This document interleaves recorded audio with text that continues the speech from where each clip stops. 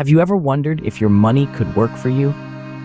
In the grand scheme of financial independence, a few factors are as pivotal, yet as delicate, as the art of money management.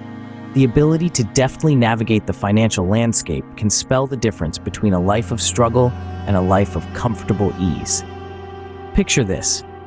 You've made a wise investment here, started a lucrative side hustle there, and just like that, you've successfully navigated the labyrinth of financial freedom.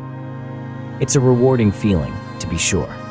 The sense of accomplishment that comes from knowing that you've mastered the art of making your money work for you is unparalleled. It's a virtue, a skill that we should all strive for. It encourages financial growth, builds wealth, and bridges the gaps between what we need and what we have. But what happens when you tip the scales? What happens when you have not just one, but multiple sources of income? That's what we're here to explore today. It's a delicate balance, having multiple income streams. It's like walking a tightrope. On one side, you have the promise of financial success. On the other, the risk of others taking advantage of your prosperity. And that's where the challenge lies. When you have several of income, you're in a position where it's easy for others to see your wealth as a sign of weakness. They might interpret your success as an invitation to exploit you. It's like giving someone an inch, only for them to take a mile.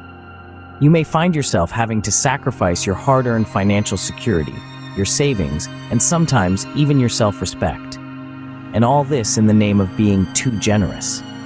It's a difficult situation to be in, a paradox that can be both physically and emotionally draining. The irony of it all is, being overly generous can lead to the very opposite of what you intended. Instead of fostering financial independence, it can breed a sense of dependency. Instead of promoting a positive financial atmosphere, it can cause an imbalance of power. Being too generous can create an unhealthy dynamic where your kindness is undervalued or even disrespected. It can make you feel invisible, disregarded, unappreciated. Yet, it's a predicament that many of us find ourselves in. But don't despair. Walking the tightrope of financial independence can be, but it's not an impossible feat. The key is to strike a balance between being generous and protecting your financial interests. A balance where you can assert yourself, yet still maintain the harmony of your relationships. Prepare yourself, as we're about to take a thrilling walk on the tightrope of financial independence. We're about to explore the thin line between making your money work for you and managing multiple sources of income. This journey is not just about making money. It's about learning to control your finances, not letting them control you.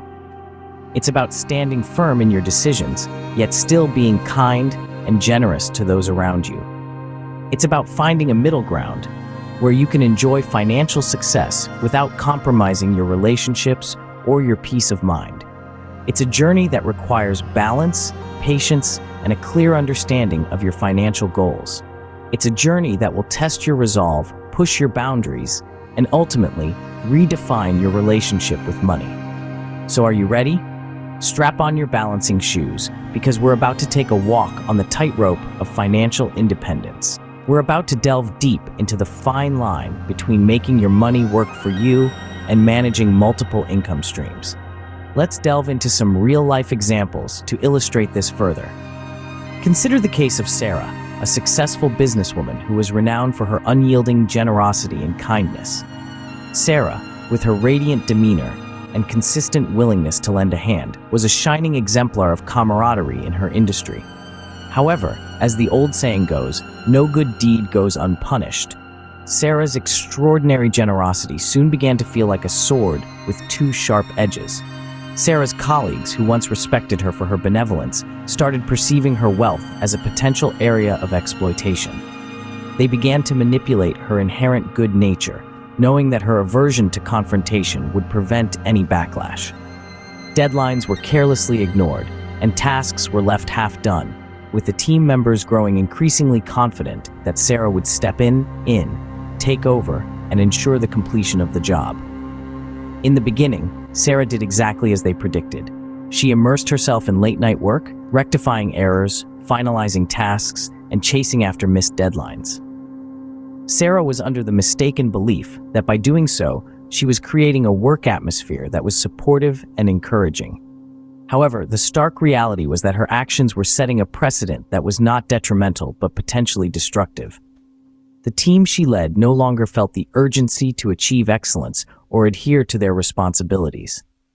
They fell into a state of complacency, secure in the knowledge that Sarah would always be there to mop up their blunders. This attitude permeated the team, and their overall performance began to decline significantly. Sarah found herself unjustly bearing the brunt of this incompetence. Her superiors, noticing the drop in productivity and efficiency, began to question her leadership abilities. They saw a team that was consistently underperforming and a manager who appeared unable to steer them back on track. Sarah's to exercise assertiveness when needed was having a profound impact on not just her team's performance, but also her professional standing. She was increasingly perceived as a weak leader, incapable of instilling discipline or motivation. This perception started to erode her once sterling reputation. Sarah's tale is a poignant reminder that excessive generosity to unexpectedly severe repercussions. It can blur the distinct lines of professionalism and mutual respect, resulting in an environment devoid of accountability and discipline. This destructive pattern can reduce a leader to a mere pushover, and a team to of underperformers who lack initiative and drive. Excessive generosity, while a desirable trait in moderation, can become a downfall when overdone. It can damage professional reputations, hinder career progression, and even lead to failure when not balanced with financial prudence and assertiveness. Being generous is commendable, but it is equally essential to be judicious and economically smart to ensure that respect and professionalism are sustained in any line. So we come back to the question that begs to be asked. What could Sarah have done differently? How could she have balanced her generosity with assertiveness and financial acumen to ensure a positive and productive work environment? What measures could she have taken to prevent her kindness from becoming her downfall? Let's delve deeper and examine that.